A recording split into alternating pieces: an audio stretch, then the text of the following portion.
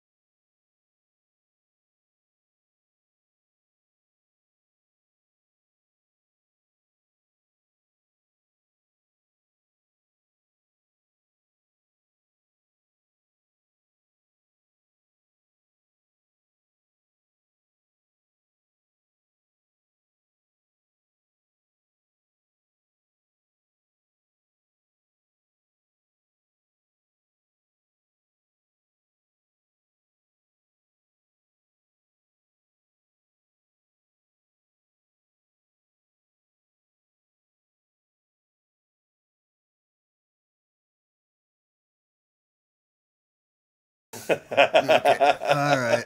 That's funny. Ah, goodness. All right, you guys ready to go? Yes, sir. Is this thing going to run, or is that just... That's just for show. Okay. Yeah, that's just for show. That's an old reel-to-reel deck that I had. In fact, it doesn't work anymore. And I asked a guy to fix it for me at one point. I tried to get some folks that would fix it, and we came to the conclusion that to buy the parts, find the parts first of all, and then get them and put it in there is going to be a lot more money than I wanted to put into it. Yeah, because then you could buy new. Yeah. So you can go buy a brand new one, or you can, I've got a couple of tapes that I'd like to listen to that are 45 years old that I haven't heard for 45 years. That probably, when I listen to them, I'm going to go, holy shit. Oh my God. What was the big tape? Not the little, but the bigger one. What Oh, was the that? 8-track? I got I got one of those. I think Kagey's on there, but I gave away my thing. He said, well, I never know who's on. So you got an expensive paperweight is what this amounts to. Yeah, it's a good conversational. That has something like that, you forget it. It's a good, it's a good conversation piece to have them, I guess, and that's about it. My wife still has a working 8-track player, and does she? 8 tracks, yeah. Is that the big one?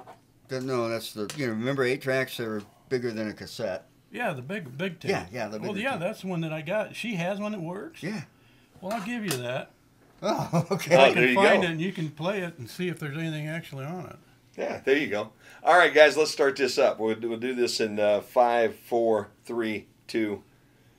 And welcome into Q96.5 FM this morning. And I have a couple of musical legends in Northwest Ohio. I guess we'll describe them like that, huh?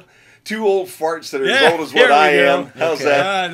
I can live with that one. We all remember black and white TV with 3 channels. There you go. They can converse with me for hours and hours and hours and give me a little rock and roll history for Northwest Ohio, if nothing else. How's that? All right. With me today, John DeGroff and Dan Leu. Guys, welcome into the Q today. Hello. Thank you. These are a couple of names that if you have been around Northwest Ohio for a while, you've probably run across either or both, especially if you're here back in the 70s. That's kind of scary. We both, all 3 can remember those days, can't we, huh? Yeah. I can kind of remember those. Yeah. Oh, boy. Yeah. Let's talk a little bit. Guys, a little background. The first thing, for anybody that really do not know who you guys are tremendously, and I think most of my audience understands who you are, let's start with history. Where did you start from? John, where were you born and raised? Well, I'm just gonna say West Unity. I was actually, I think I was born in Wasion. I have to look at my birth certificate, but West Unity guy. I'm from West Unity. Okay, originally. And Dan, you're a local guy too, right? Yeah. Born in Bryan, but West Unity. There you go. So you're both a couple of West Unity guys. You both share a friend that I share with you as well, named Doug Feely. Although, he's a name you don't like to bring up too often if you don't have to, and only in certain circuits of the world, I know. Is that bad? His birthday was yesterday. Happy birthday, Doug. He'll probably hear this, and that's why I need to make sure that we bring his name out and we take a good jab at him one time for his birthday. How's that? Yeah. How did you guys start? John, how did you get involved in music? What drew you to playing something? My earliest memory is like being old enough to see the Beatles on Sullivan. Okay, all right. And I remember my dad sitting there saying, "What the blankety blank is that?" and I was probably a little too young to appreciate it at the time. But Dan bought the first Beatles album, that one introducing the Beatles, where it's got the black covering, 3 guys and then 1 guy underneath. Yeah. And he brought it over and said, "You got to hear this." And it was like, that was it. Boom. I know what I want to do. Hooked. And how old were you at that point in time? Oh, guys, how old? No idea. I have no idea. That would have. What was the first? Would have been. They got over here 63, 64. 64. Yeah. It was, I think, February of 64 was when they hit. Yep. So it's I when they hit Ed Sullivan. 10 or 11 then. Yeah. And he's you're a year older than me, right? Yeah, so you'd have been 10 or 11 too. Both you, and I'd have been 10 or 11 at the same time. How's that? In the same way. Had you already, Dan? Had you already picked up an instrument at all at that point in time? John, either one of you guys, had you played anything at that point? No, I didn't. I had piano lessons. Okay, all right. We started out real young, getting up before school and having to practice. And, Well, I've had guys, local musicians on here who had either parents that were in the music business or somehow playing music before, so they started at 3. The Holbrooks all started. I mean, their mom and dad were in the ministry business, so every kid, as soon as they were big enough to be able to play something, had to play something at some of the events that they did. Yeah. But I think for most guys that I find around that 10, 11-year age is about where they started to get a little music in their life, and it sounds that way like for you too, huh? Oh, Dead Space. I have no You knew idea. one another at that I was point? young. I remember. At that time, did you guys obviously knew one another? Yeah, I mean, my mom and dad owned a bakery and restaurant in West Unity. Okay. And we lived in an apartment, and then Dan's family lived across the alley and right behind us. Okay. And once we met, we just kind of hung out. He has 2 brothers. Sure. And he's the middle kid. Turned out well from everything I've read about middle kids. Yeah. I could tell you stories, but we're on the radio. And, statute of limitations may not be up on those yet. We'll wait on those for a bit. Yeah, we'll just keep we those just in started the hanging out. I do remember first. Well, I borrowed an acoustic guitar for some friends and didn't know how to play it. Okay. But I think it was my either 13th or 14th birthday. I got my first electric guitar and a little tiny amp. Yeah. Yeah, those amps we had, little speaker like that. Yeah. I don't know if you remember those or not. Yeah. Just tiny little amps. Yeah. I've still got a few of those. And the neighbors too, complained. We tried to play outside, and the neighbors would shut us off. Yeah, well, it's awful. We're talking about, for a lot of folks who are younger than we are, we're talking about a time where we're transitioning from beautiful music, okay? The Frank Sinatras and all those things, plus instrumentals, radio stations that did nothing, played elevator music pretty much all the time. Yeah. And now you hit them right in the kisser with some hard rock and roll, and we were changing. The music landscape was changing. There's no doubt at that time. First band you guys were in then, John, first band that you were part of? Oh my gosh! Come on, man. It's been a long time ago. But I've tried to figure this out, and I think he and I've been in high school. I think we were in 5, maybe 6 bands together. Sure. Do you remember bands by the name of? There was a thing called Hot Ice. Then you remember a thing called Beowulf with a couple guys from that was Montpelier. the Montpelier guys. We had a thing called Hesed, which I don't know where we came up with that name. That was with Dwayne Clark and Warren Altaffer. Man. And then there was a thing called Mr. Freedom, which went through, now I'm getting there. which went through 2 or 3 different. Sam Swisher was singing on that one. We went through 2 or 3 different lineups, and then I found an old picture of us. It was you, me, Altaffer, and Schlitt and Swisher, and I don't know what we called that band. I thought that was Mr. Freedom. Well, Clark was in it for a while too, but he's not. I don't have a picture of him. And these would be high school bands at These that were point in in high time? I mean, is that about where we're at right at this point in time? Yeah, and then I played with. There was a band from town here in Bryan called Russian Draft that had. What was his name? Mike Jane in it. Yeah. Didn't I try out for them and they didn't like me? Something. I don't. You were in it, I think, briefly. I just think you didn't want to come to rehearsal. I think I went over to. Was that the guys with the horns? The horn band. The horn yeah, they were a horn band. Oh, wow. I think the father was a music teacher or something. Something like that. And it was like we. At that point in time, we were doing Chicago stuff, Sure. And playing with Jane. If you had horns back then that were any good and could play that, man, you were a hot number at that. We were playing Chicago. Yeah, you were playing Chicago, and you were playing. They were good. Yeah, and you were playing high school, rock and roll parties or whatever graduation gig we parties, could get. whatever at that point in time. Yeah, dances. Well, I wasn't in that one though. And I remember trying. I played with at high school. We had 2 teachers, William McKinney and Miller and Kenny. What was Miller's first name, dude? Kenny. Wasn't it Kenny? Ken Miller. Yeah, I think you're right. Kenny Miller and Bill McKinney. Yeah, we called it the Miller McKinney Band. Okay. And it was just folk music. Okay, all right. Peter, Paul, and Mary stuff, and we had a couple girl singers and blah blah blah. And we did stuff like that. Wow.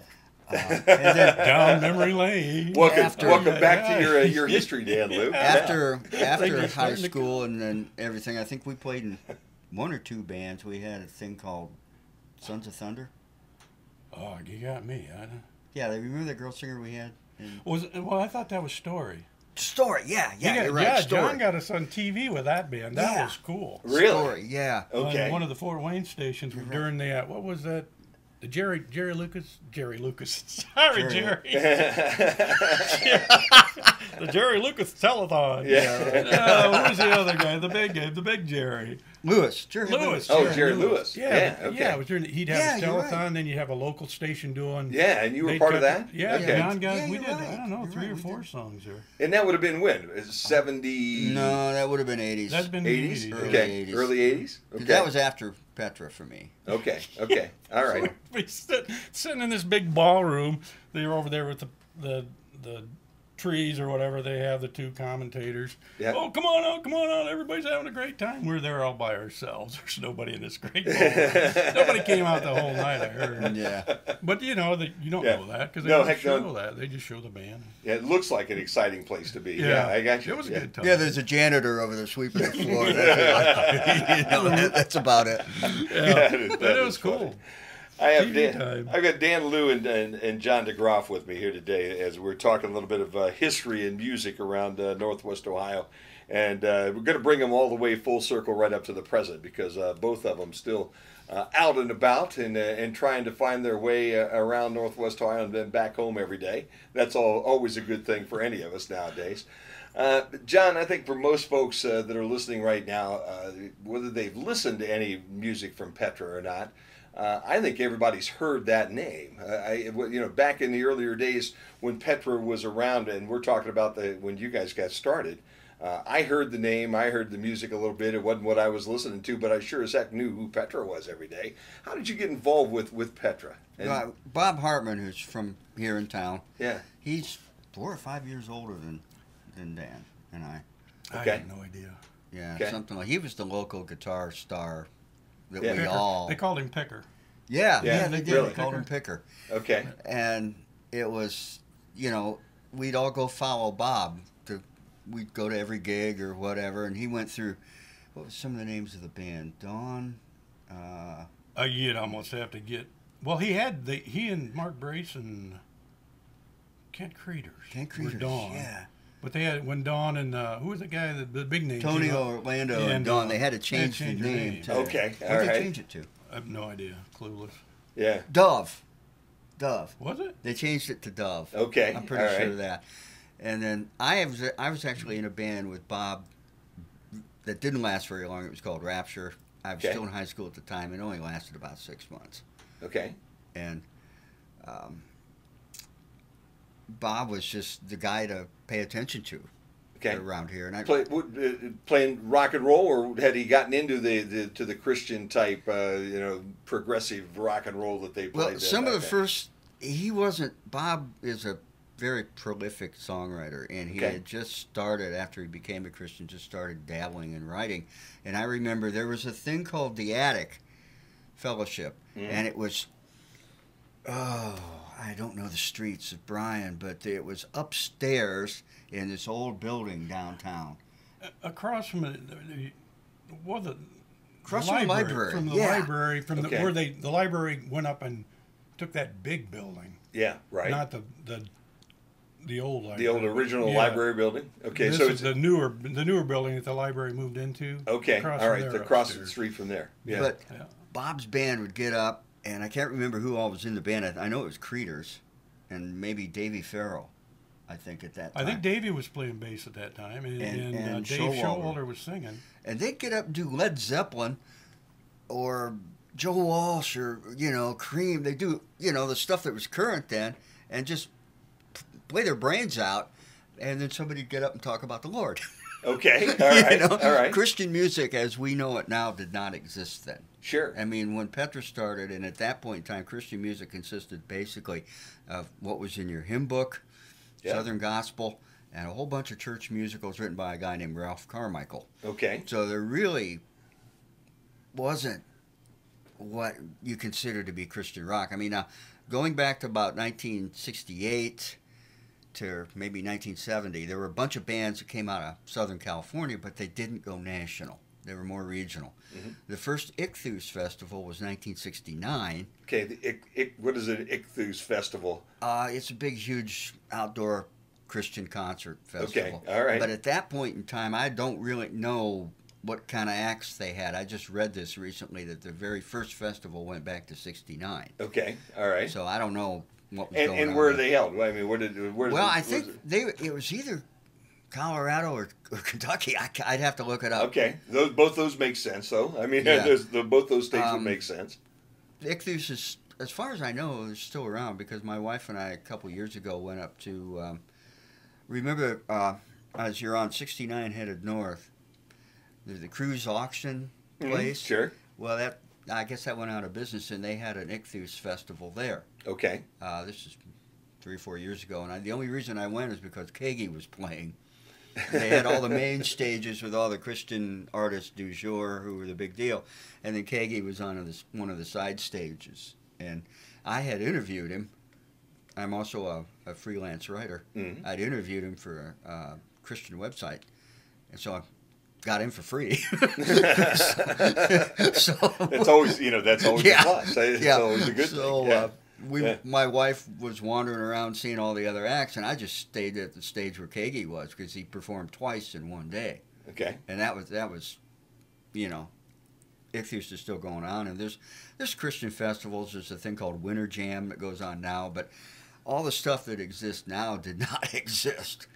Yeah, back then when Petra started. Yeah, and in fact, the very first Petra gig ever, Uh-huh. Bob came up with the name Petra, but it was at the Bryan High School, and it was basically the Adam's Apple people, John Lloyd, Nancy Honeytree, did an assembly at Bryan High School, and I don't think you could do that these days, but it was the first time Petra ever played in public, and we didn't have the name Petra. We just named the Adam's Apple Band. Okay, all right. How you said you guys came up with the name? How did they come up with Petra? What does Petra Well, stand that's for? Bob's doing. Okay. He just came up with the name Petra. I mean, we found out there's this city in Jordan, Okay, all right. Called Petra, which was, I guess, thousands of years ago was a main trading thing and all that.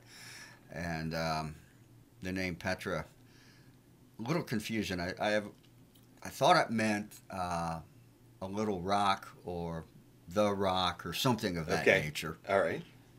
So a kind of a combination between those two led to the name of the band and kind of fit. Everybody felt good with it, obviously, at that point in time. Was there any pushback? Did anybody want to still be what would you call that? The Strawberry Band or whatever? Did anybody want to stay with the old name? No, we knew we had to call it something. Okay. All right. So yeah, okay, that's fine. Okay, so it starts there. How long does it take to get momentum and become something that people would want to have come play in their town?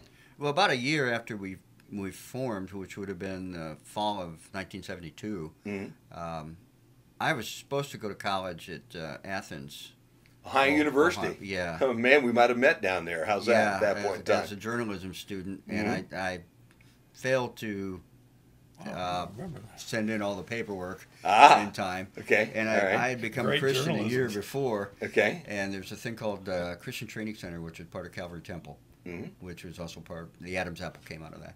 And so I figured, well, I got to do something. So I went to Fort Wayne. Okay. And then we had met Greg Hogue earlier that year through some mutual friends. Mm-hmm. And he and Greg, after I left, he and Greg started playing music together acoustically. Okay. And then they moved over to Fort Wayne. The first night I was in Fort Wayne, Bill, I can't talk. Sure. Hello, Mom. In Fort Wayne. First night I was in Fort Wayne, Yeah. I met Bill Glover. Okay. Who was the original Petra drummer, and I'm still playing with him occasionally, about once a year, in a band called GHF. But we all just kind of bumped into each other, and it was Bob's idea. He Wow. got Glover and I together to play with he and Greg. Okay, so the original lineup for Petra. Give me names and what they played at that Okay, point well, in time. Bob Hartman, guitar. Okay. And vocals. And vocals. Greg Hogue, guitar and vocals. Okay. Bill Glover, drums. Okay. And some vocals, and myself on bass. So 4-piece originally. Yeah. Okay. And for anybody and I've listened back to a couple of things you were doing back in the 70s, it was very easy to see how much you were influenced by the music of that day, the rock and roll music that was going on at that day. Well, were there any influences out there? I mean, who was influencing past the Christian side of this thing? The instrumentation seemed very similar to the '70s rock and roll. Well, it was. I mean, both Bob and Greg are excellent guitar players. Okay. So they did a lot of harmony lead work, Yeah. which, like Allman Brothers, Yeah.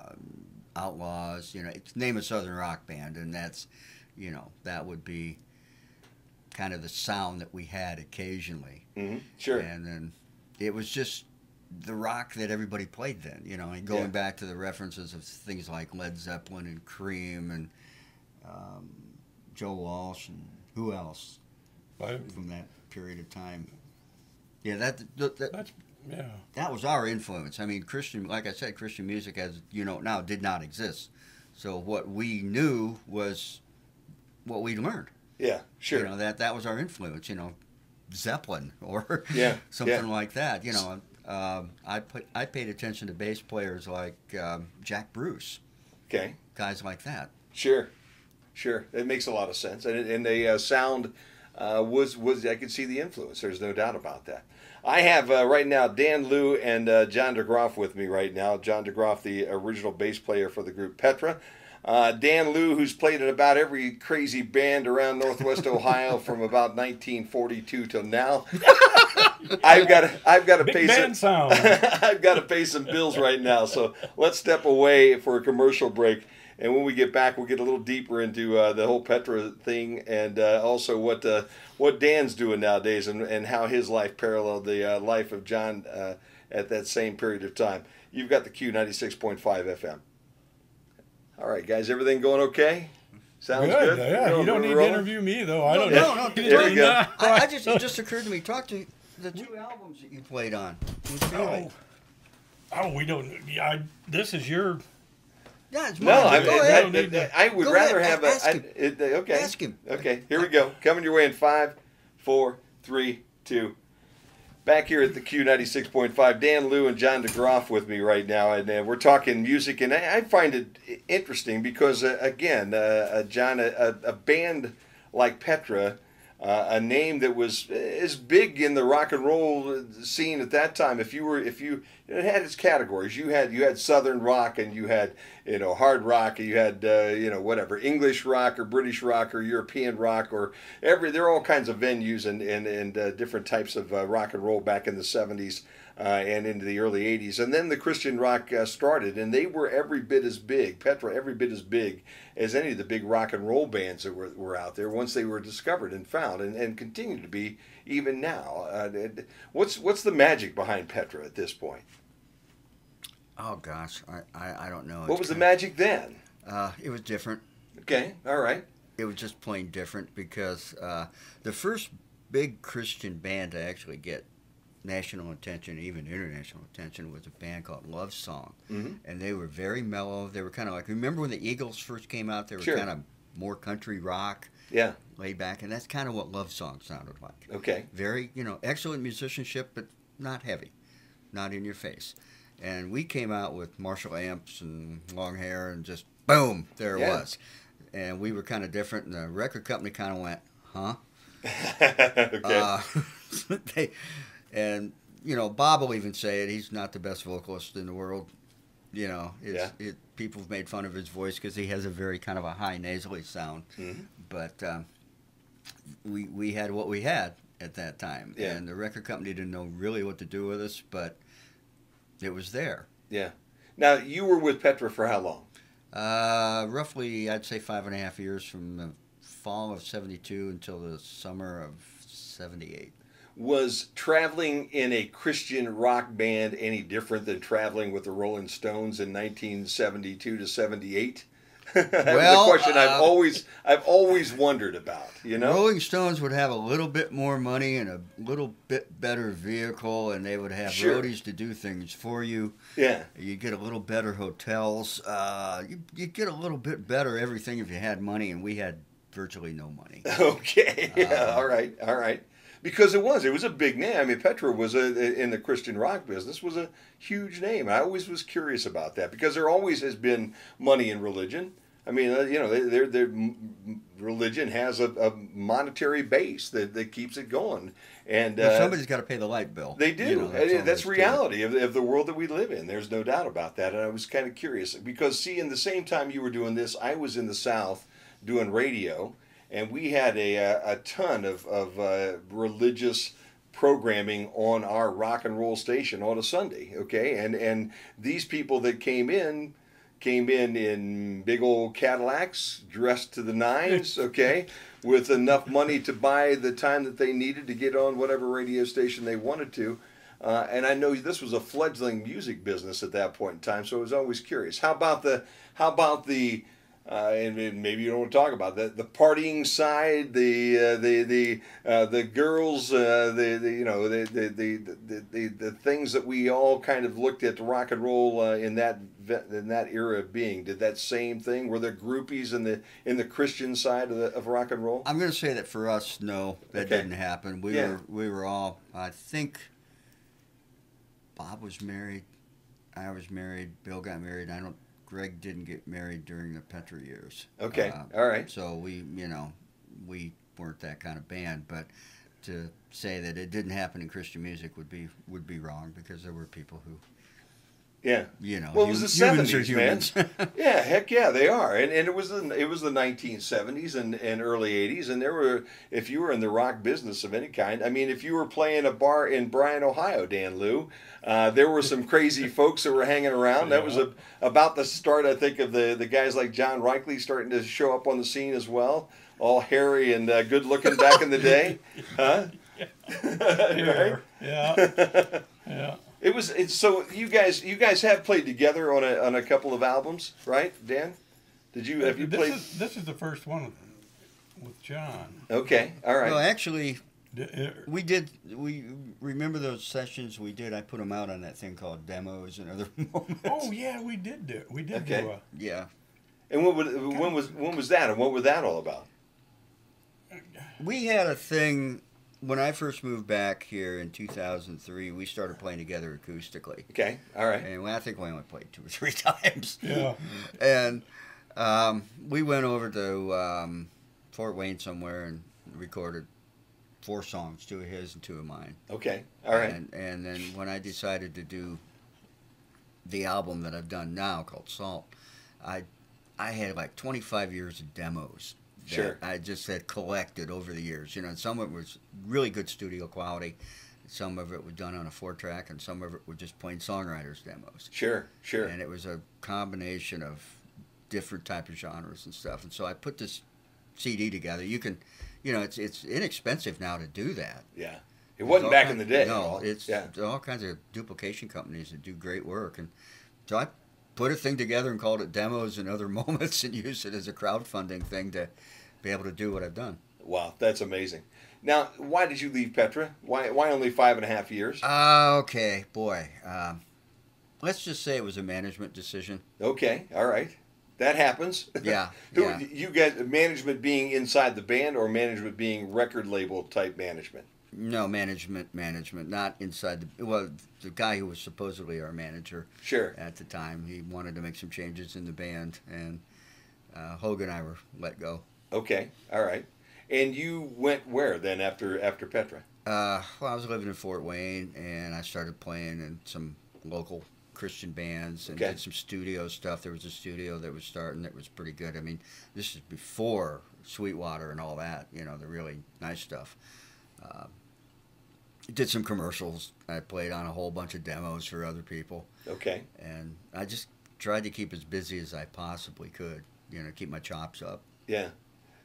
From that point until now, how has John DeGroff made his light bill every month? Oh, wow.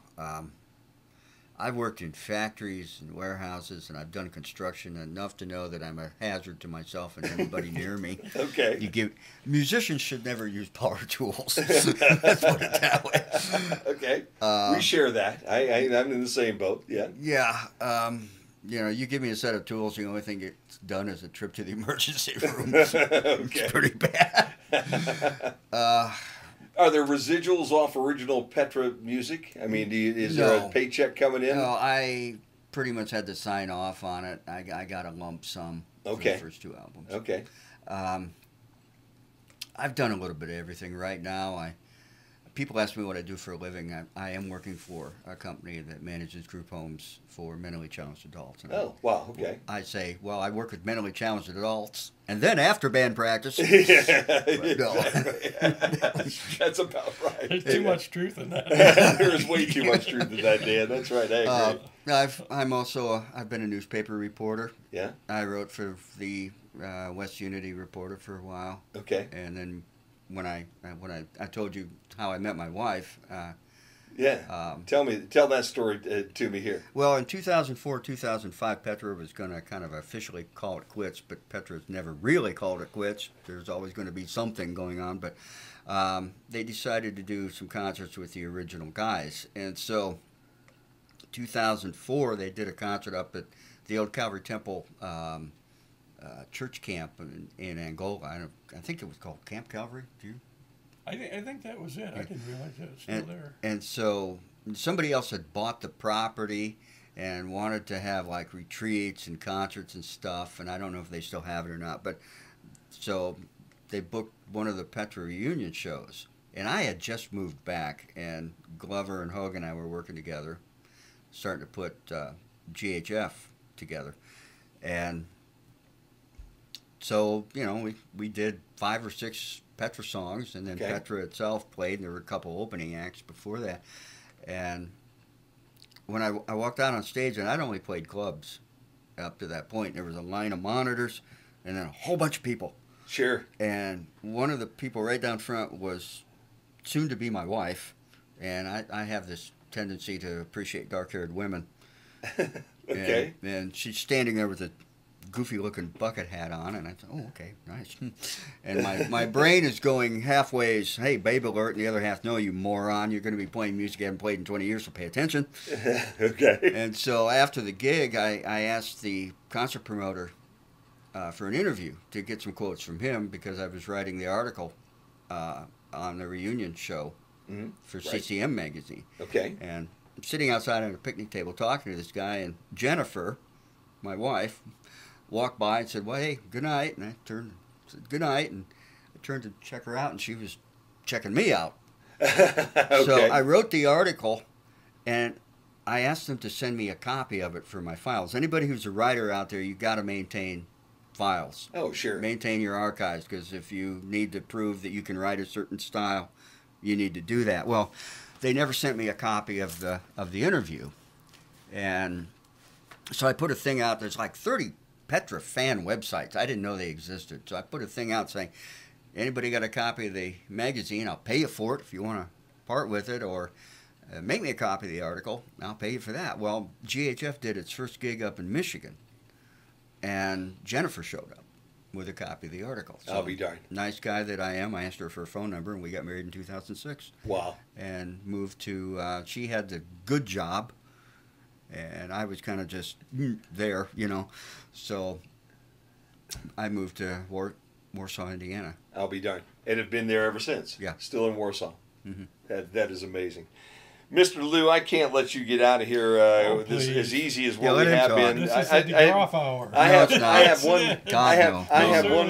have one more break that we're going to do here shortly, and then I want to get into the new album that you guys are both part of, and I want to play a couple of cuts off of that album that is out, and let people know how they can get it if they're interested in that. But before I get to that next break, okay, I think I know more about you through discussions with Doug Feely than I would ever probably know if I've known you for the last 40 years. I wish you'd have recorded it. But Mr. Feely believes you are a rock god and a rock legend, okay, around here. That would be his take on the story right now. So let's chat for just a couple of minutes before we go to the next break here about a couple of the bands, and maybe how did you and Doug hook up with one another? Let's start there. That was through Kevin Maynard. Okay. Kevin Maynard, I was playing with Kevin Maynard and the Hip Waiters. A couple guys quit. That was a constant band of people in and out through the years. Sure. I couldn't even tell you all the people that were in it. And Kevin called me and wanted me to come over and practice, so I came over and practiced with him, and then Doug shows up. I didn't know Doug at all. Didn't know him. Okay, all right. And I guess Kevin had called him. Okay. And that's how I first met Feely. Oh, man. And then he joined, and Roughly about when was that? Would that have been in the 80s somewhere? 70s or 80s yeah, probably? that's going to be. I was hoping you just interviewed John. Well, you came along. When you come along, you're fair game. Well, How's yeah. that? When you sit down, you're in deep trouble. Well, I let's see, probably the 80s, Yeah. late 80s. And then Kevin left and the drummer left, and Doug was kind of the motivating force in the Hip Waders. He kept everything going. Sure. He got us our. I just mentioned we ought to do a CD, and boom, the next week he's got things lined up, and here we go. Ready to do a CD. Yeah, we run down to Coozer's place there in Florida. Okay. Recorded the first CD, and then we did the. Later on, we did the second one. Okay. Joe Killian was on. He was a guitar player on the first one, and then Reichley was on the second one, on the second CD. Wow. Yeah. And, Doug booked everything. He was me. I was happy to just be okay. Where are we playing this weekend? And show up and play. Yeah. You told us you started with a piano, okay? But what instruments do you play? Because I know that nowadays that you don't tote a piano around with you anywhere. No, I had a big piano, but I gave it away because it's just too. Yeah. Anymore, you can get them that roll out. Yeah, heck yeah. So. But you're still playing some right now, right? Occasionally with some folks. Just basically at home because I'm lazy. You can with the internet. I found you can find anybody on there, and you can just you can look. And you say, well, how are they doing that? And you can figure it's out. not like when I first started where you had to take the record player and slow it down with your finger or something. Yeah, Trying to figure out how is So- that guy playing that lick. Yeah.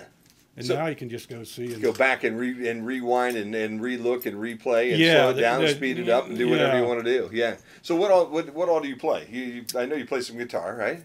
Yeah, basically, Yeah. just guitar. Okay. Yeah. All right. And you've done some vocals with some of these guys around here, right? Yeah, I'm not a big fan of singing. I'll sing if you need something Okay. filled in or something, but I don't need to. I don't have that.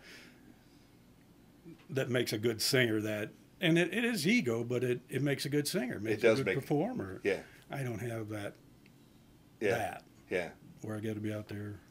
Yeah, but if Kevin Maynard and Doug Feely picked up the phone here today or sent you both an email and says, "Hey, let's get together for the weekend and go play somewhere," I don't know. Could they coax you out of retirement here? That boogie when John called me, I have a Mesa boogie. It's just a small amp, but it's heavy. And we're getting I haven't old, had it man. out in 10 years, and they got it out. And it's, how did it get so heavy? All right, Dan Leu and John DeGroff are my guests here today. We're going to take our final break. When we come back, I want to talk about the new album that they put together. We'll play a couple cuts front of it and get them out of here so they can move on and get back into the real world and into life. I'm a second cup of coffee. You're listening to Q 96.5 FM. All right, guys, here we go. Let's go out to the donut place in town here. Got coffee and a donut. Yeah. I need 2 anymore to get me started. Yeah, it takes. I'm starting to. It takes a lot. There's no doubt. Sorry, I agree. Jim. No, that's okay. Here we go. Coming your way in 5, 4, 3, 2. All right, final segment here this morning with Dan Leu and John DeGroff. Guys, you've gotten together here recently, John, and Dan, every time I try to pull him into this whole thing, look at that. He got top billing on that one. Is that what I'm hearing? I knew that's what I was getting right there. Yeah. That's what I was getting. Well, according to Doug Feely, you are a rock god. Okay? Well, yeah. So every now and then I've got to switch the two of them up, between the two of you. It's embarrassing. All right. Well, John DeGroff, formerly the bass player with Petra, you've put together a new idea here recently, John. What's motivated you into these new songs in this new album? Okay, well, the album is called Salt, and the name comes from the Matthew 5:13 scripture. Okay. That you are the salt of the earth, which are the words of Christ to those of us who are Christians. Mm-hmm. I just reached that age where I've been a bass player for so long, and I'm a basically a very frustrated songwriter. I've never really had an outlet to do what I want to do. Okay. The demos and Other Moments CD with the songs that Dan and I did, and some of the other stuff, that was kind of like my first shot at putting some of my stuff out there. And I just figured, I've pretty much played every style of music at one time or another, but I've always been somebody else's bass player playing somebody else's music. Mm-hmm. And I just wanted to do my own thing before I got too old and decrepit.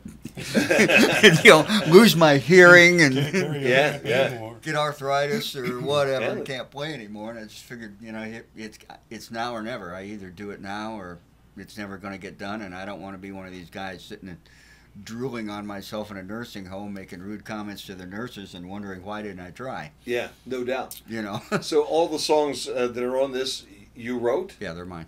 All the words, all the everything. Yeah, there are only there's one. There are 3 vocal tunes. There's only 9 songs on the entire album. Okay, all right. 3 vocal tunes features John Schlitt of Petra and formerly of Head East. Okay. The rest are instrumentals. The drummer that I have, a young man by the name of Curtis George, he's 24 years old. I mean, I literally have T-shirts older than this kid, and he's awesome. He's just amazing. He can play in-your-face rock. He can do jazz. He can work with brushes. He can do stuff that most young guys his age have no concept of. He's just awesome. And he made a suggestion for a change I was having problems with in one tune, and I gave him a songwriting credit on that because it just made the song flow better. But it's all mine. The words are all mine. Wow, that's amazing. There is a song right now, you told me that track number 1 is a song called Runnin'. Mm-hmm. Give me just a little feel for Runnin', and then let's play it for him. How's that? Think in terms... Who was a keyboard player? He had to get some... Yeah. John McCorkle is a gentleman from Kendallville, Indiana. Okay. And he plays keyboards on 3 tunes on this album, and you will hear on Runnin' one amazing keyboard solo, organ solo. And think in terms of Yes when you hear this, because next to the Beatles, Yes is my favorite band. Mm-hmm. And I've always loved what people call progressive rock or prog rock for short, but if you can't dance to it, I'm probably going to like it. So you can jam to it though. That's you're more of a jammer. Mr. McCorkle is just an amazing player, and there's another thing on there called Sneeze, which is one of the instrumentals. Okay. And he does a kind of a improvised jazz piano part, and he told me that when we were in rehearsals, I asked him to, can you give me a Keith Emerson type of synthesizer? He said, I can do that, but I like to play piano more than anything else. He said, okay, go ahead. And he just does this amazing thing in rehearsal, and it was like, man, if I don't let him do this, it's stupid. Yeah. He just, it's just amazing. Yeah. So the song Runnin', the inspiration for it, and then we'll hit the button. I would just have to say my years of being a Yes fan. Mm-hmm. Everybody, some of the comments I got back already on the song, because it's out there as a free download. People have said, that sounds like Yes. Okay, thank you. Yeah. That's a compliment. Yeah. John Schlitt just does oh, my gosh. He just, the vocals I really... Yeah. Well, enough of the conversation. Let's let everybody that's listening to us listen to this. The album is called Salt. The first cut is called Runnin'. And let's take a listen to it right now.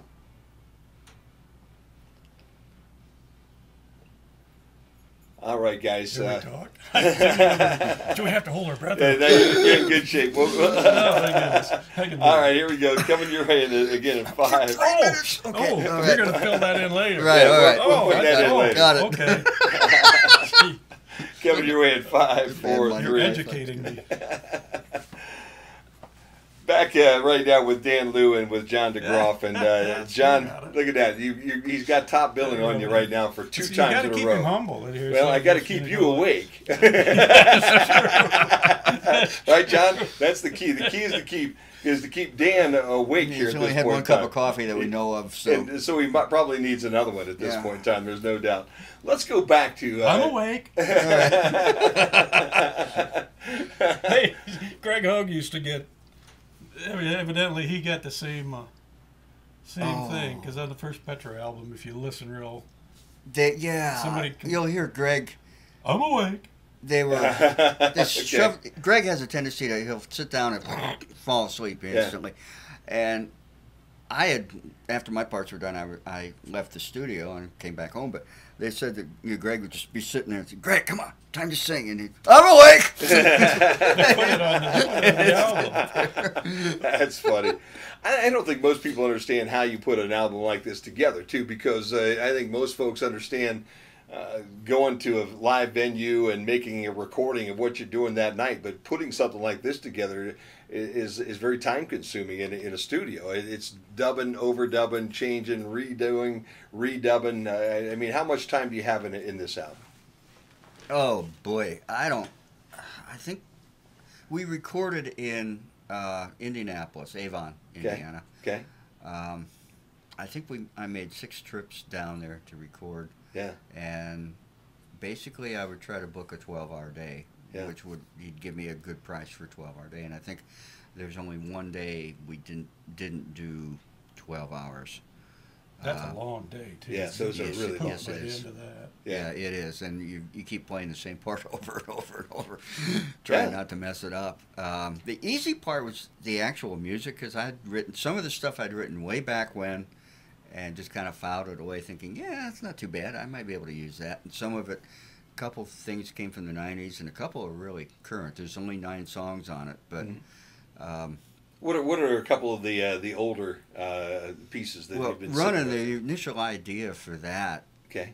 I was still in Petra when I wrote that. Really? Yeah, but over the years, I just kept thinking, eventually I could use this if I get the right players. Yeah.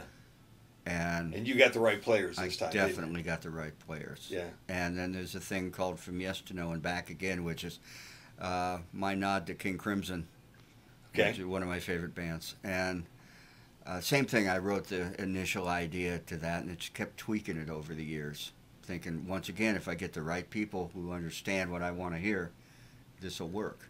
Man. There's a thing, an instrumental called Wish I Was a Child Again, which I play acoustic guitar. Dan plays slide on it, and I also play acoustic bass. And then the studio tech guy who owns the studio, his name's Eddie Prather. Mm-hmm. He said, well, hey, I got an idea. We kind of fill some dead spaces in there. And he pulled out a lap steel and started, and it sounds country. Okay. But it's cool. I mean, Yeah. it just worked out. And I play guitar well enough to say I can do it without being a liar, but I'm not Dan. I like that acoustic number. I really did. Yeah. Eddie? Eddie. I thought it was Ernie. Eddie, no, it's All this Eddie time, I Prather. thought it was Ernie. And then and the last song on there, which I didn't put it on your list, but it's called Theme for a Perfect Day, and it's only like not even 2 minutes long. Okay. It's acoustic guitar, and I brought in a friend of ours by the name of Gary Jones, who is he's a blues harmonica player, guitar player. He started life as one of Bill Glover's drum students. He's also a good drummer. I'll be darned. But he plays blues harp incredibly well. And I said, hey, I'd like to hear you do something that's not blues, but I'd like to hear you do something in the tail end of the album. And he said, okay, fine. And it was kind of outside of his comfort zone, but he nailed it. Yeah. How did you end up deciding Dan Leu had to be part of this Well, no I way. work group. cheap. this group of musicians that you have There's been no thinking way about for 40 there's years? no way I would do anything without including Dan. Yeah. Yeah. End of story. We've known each other too long. Yeah. I mean, we're going on, 50 years of knowing each other. Yeah, we played our very first gig together. Yeah, we never it's just- did get that out, the American Legion. Yeah. Mr. Prouty. Oh, my Mr. God. Prouty got us. Oh, my God. Just You two would guys bring that with up. two guitars standing up there ruining everybody's meals. Yeah, pretty much. Oh, my God. He even Not sent about you- that. He sent you a thank you letter for that, too. Remember that? He was a real When was nice that? guy. Around what time was that? How old were you This guys was then? way back. You had that little red hollow body, and I had a great big hollow body. I wasn't playing Wurlitzer. bass then. Okay. All right. So, yeah, that would have been. 67, 68? Yeah, that was way back. You know, Yeah. you're getting old when you start saying, well, I've known each other for 40 years, 50 years. Yes, I understand that.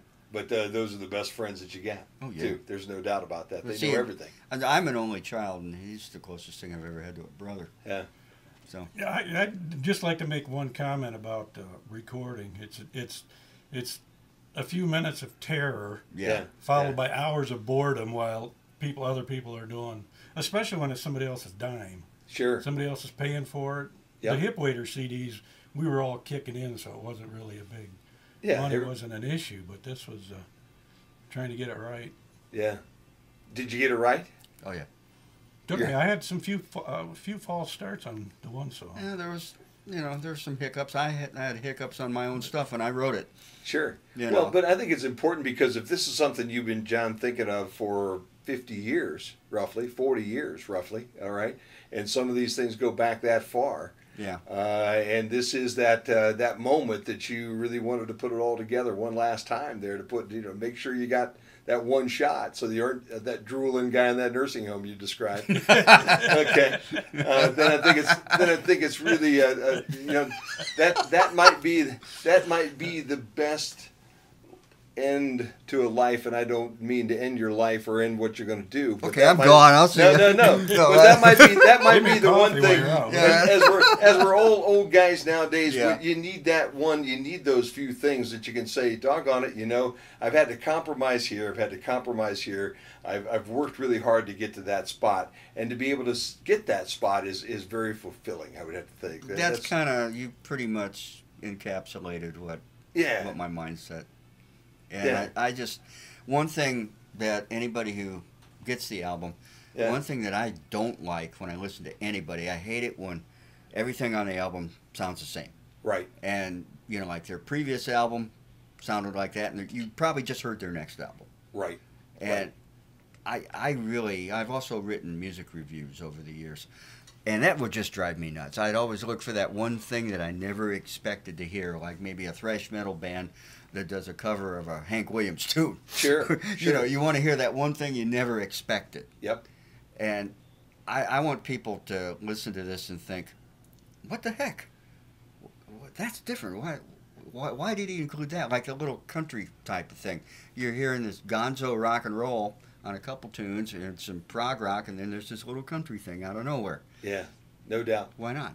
Guys, we've almost used up an hour, and I want to get one more song in. So before we do that, and we'll play our way out here today, where can we find this, John? Where can we find the album if we're looking for it right now, or anybody wants to? Okay. To Well, buy before I it? say that, I want to give credit to one guy by sure. the name of Kevin Kyle. He's on a song called, this is an asinine title, it's called Celebrity Squat Thrust. Okay. Which sounds like a All bad right. game show. Yeah, it does. But Kevin is a Christian.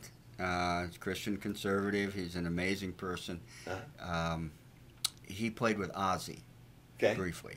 Okay. And he also toured with Cher and Tina Turner. Okay. And Wow. he is just a gonzo guitar player. And I had this one tune where I needed in-your-face rock, and I was introduced to Kevin from a guy I played with in our church music group, or worship band. Mm-hmm. Sure. And he's on one tune, and it's just nuts. Wow. Absolutely. What nuts. tune is it? What tune is that? It's called Celebrity Squat Okay, Thrust. Celebrity Squat Thrust. Yeah. Okay, all right, there you go.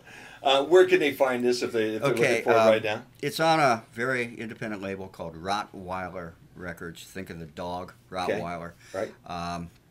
You can go on their regular website is rottweilerrecords.com, or their Facebook page. There'll be links on the GHF Facebook page and on my Facebook page called DeGroff's Projects. There is a free download available of Runnin'. It's there's a thing called Noise Trade, and I believe it's noisetrade.com /DeGroff /Runnin' John, featuring John Schlett. Okay. I probably All right. don't have that right. Well, but- I'll tell you what, if you'll send it to me, I'll put it up on our Facebook page for people to be able to get to at that point as well, too. If you can write that down, that when we're off, Alrighty. when we're done, you can send that to me. We'll go that way. All right, you've got to pick one more song off of this album. What do we leave everybody with right now? What's the song that you want these folks to hear? Well, let's go something with John Schlitt's voice on it. Okay. There's a thing called "I'm Your Man." Wonderful. Dan Leu and John DeGroff, thank you for being here today. Thanks for having us, You Jim. know, Yeah. thank you for all the music you guys have played for all the years that you've played them and the smiles you put on people's faces. And again, thanks for joining us here today, and best of luck, John, with the new album. And again, I didn't mean to put Dan on top of you on the booking there, but when Doug honestly Feely and don't there's- care. There's and just a there's a- natural hierarchy. there's a Doug Feely hanging on the wall over here, giving me this tremendous energy He's coming this got way. one I'm supposed to get to, but I got to go down and get it. There you go. I had to. He's older and taller than me, so I don't care. You know what I mean? I love it, man. That is great. From the album Salt, thank you, John DeGroff and Dan Leu, for being with us here today on Q96.5 FM. Thanks, Jim. Thanks for having us, man. And Appreciate it. the last one we're going to play today, I'm Your Man. Yeah. That'll do it for us today on the Q. Cool, guys. Thank you.